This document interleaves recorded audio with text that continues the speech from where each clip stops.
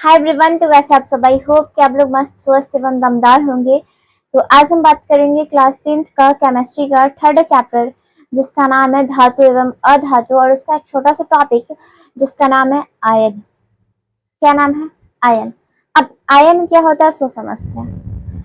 Ion ion क्या होता है सो समझिए। आप कोई भी परमाणु है, ठीक, कोई भी परमाणु है, आप इतना जानते होंगे कि परमाणु को एक नियम का पालन करना पड़ता है जिसको बोलते हैं अष्टक नियम। क्या बोलते हैं? अष्टक नियम। क्या बोलते हैं? अष्टक नियम। अब देखिए वो अष्टक नियम क्या होता है, अब उसको समझते हैं। अष्टक नियम ने एक ऐसा नियम होता है जो कि हमको ये बोलता है कि किसी भी परमाणु में परमाणु की बाह्यतम कक्षा में अगर 8 इलेक्ट्रॉन है तो वो स्टेबल है, वो अस्थाई है। लेकिन अगर उसके बाह्यतम कक्षा में अगर 8 इलेक्ट्रॉन नहीं है तो वो पूर्ण रूपेण भी अस्थाई नहीं है।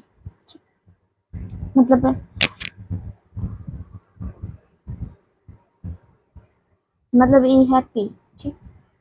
इसमें अगर पूरा 6 इलेक्ट्रॉन है तो ये पूरा स्टेबल है, इसको किसी भी इलेक्ट्रॉन की कोई जरूरत नहीं है, ये किसी भी के साथ रिएक्शन नहीं करेगा। हाँ, उसको आप उत्तेजित करोगे तो वो करेगा, और दूसरा बात है। लेकिन नॉर्मली स्टेट में ये जो इसमें का जो इलेक्ट्रॉन है वो ना तो किसी से लेगा ना किसी को देगा, क्योंकि ये भी नहीं चाहेगा कि मेरे वैसे एक इलेक्ट्रॉन जाए, और ये भी अब ला के रखेगा कहाँ, इसके पास कुछ जगह ही नहीं है। तो ये ऐसे ही समझिए कि इस अब पूरा भरा हुआ है, इसका मतलब ये स्टेबल है। लेकिन अगर इसी की पी कक्षा के पास इसमें 6 इलेक्ट्रॉन होते हैं, आप जानते होंगे पी जो होते हैं उनके पास 6 इलेक्ट्रॉन होते हैं, तो आप इतना समझिए इसके पास 2 इलेक्ट्रॉन। एक परमाणु है जिसके बाह्यतम कक्षा में 5 इलेक्ट्रॉन है, और दो इधर कंप्लीट 5 इलेक्ट्रॉन है, जिसमें से हम पहले एक एक करके सब में भरेंगे, ठीक। एक एक और एक। अब इधर से भरते हैं एक एक।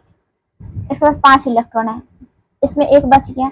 अभी क्या चाहेगा? देना तो ये चाहेगा नहीं, क्या चाहेगा कि हमको कहीं से एक इलेक्ट्रॉन मिल जाए जो इस इलेक्ट्रॉन को हम गेन कर पाए, ले पाए, अच्छा से बॉन्डिंग बना पाए, और हम भी एकदम स्टेबल रहे। स्टेबल मतलब अस्थाई रहे।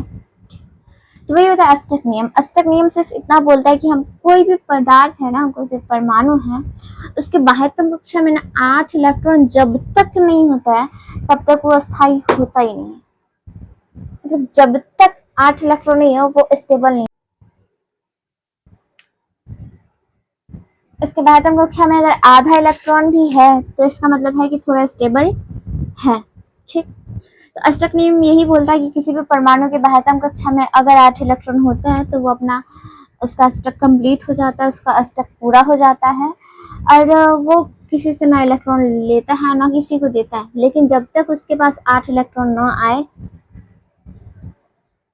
तब तक वो शांति से नहीं बैठते। तो वही है कि कोई भी परमाणु जो होता है वो ना अस्थाई होने के लिए या तो किसी भी परमाणु को इलेक्ट्रॉन देता है या नहीं तो लेता है।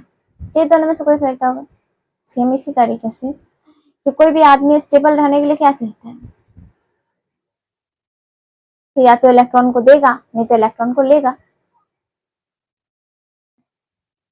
परमाणु यही कर सकता है ना, परमाणु के पास इसके अलावा कोई ऑप्शन नहीं है। हाँ, साझेदारी भी कर सकता है कुछ हद तक, लेकिन ज्यादातर जो परमाणु होते हैं वो ये करते हैं, ठीक।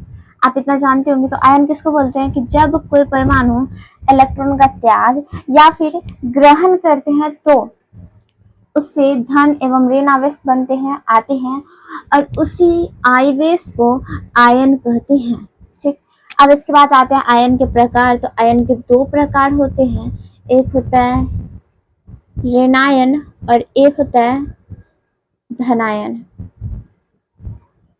ऋणायन जिसको बोलते हैं एनायन और धनायन जिसको बोलते हैं केटायन।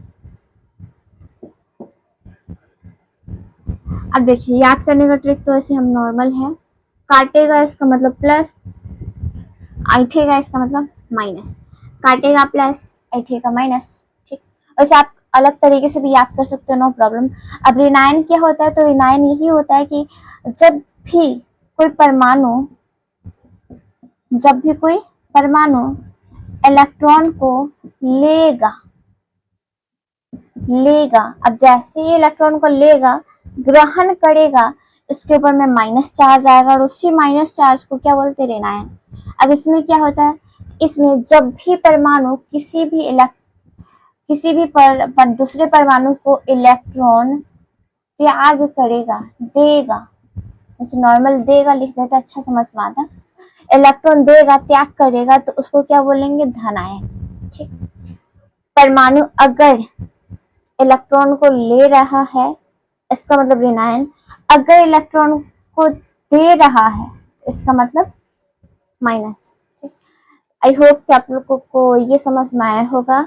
आज के लिए इतना ही, फिर मिलते हैं अगले लेक्चर में, तब तक के लिए बाय बाय।